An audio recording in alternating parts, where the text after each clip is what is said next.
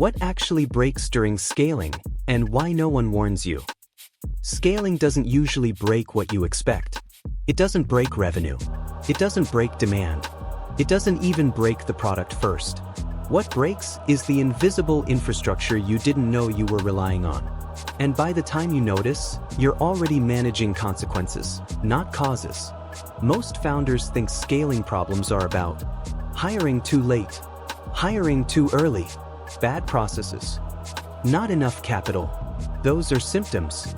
The real damage happens somewhere else, in places that worked perfectly when the business was small, and quietly collapse when the business isn't. 1.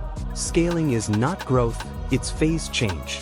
Early-stage companies run on compression. But one person holds multiple roles. Decisions are made with partial information. Context lives in people, not systems. This works not because it's efficient, but because it's dense. Scaling is not more of that. Scaling is a phase change. What worked due to proximity, speed, and shared context starts failing the moment distance appears. And most founders don't recognize the phase change until friction becomes constant. 2. The first thing that breaks: decision integrity. At small scale, decisions are fast, reversible, and personally owned. At scale, decisions become politicized, diffused, not because people get worse, but because decision surfaces increase. More stakeholders, more dependencies, more second-order effects. So founders compensate by centralizing decisions too long, or delegating them without frameworks. Both approaches degrade decision quality. Not immediately, gradually, quietly. 3. The second break: signal to noise.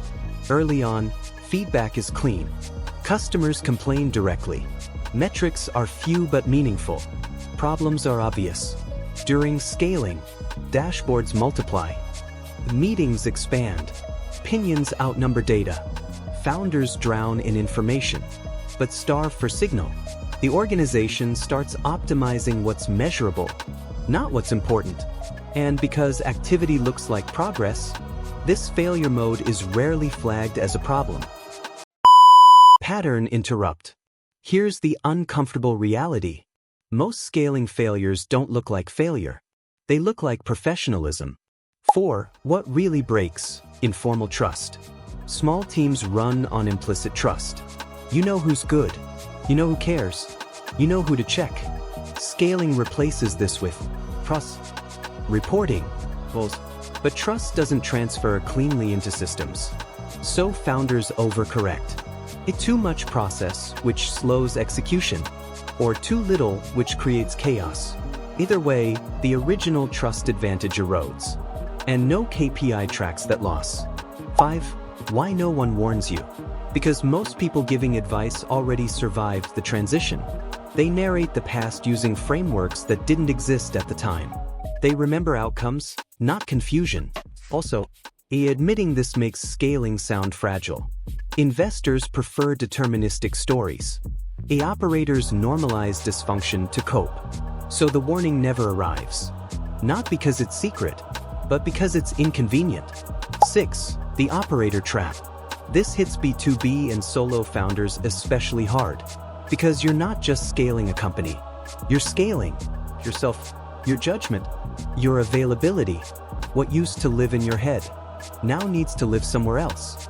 If it doesn't, the company bottlenecks on you, even if headcount grows.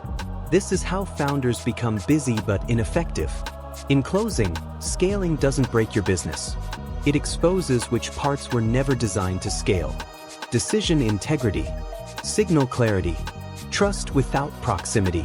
If you don't rebuild those deliberately, they fail silently, while everything else appears to be working. That's why no one warns you. By the time it's obvious, you're already inside it.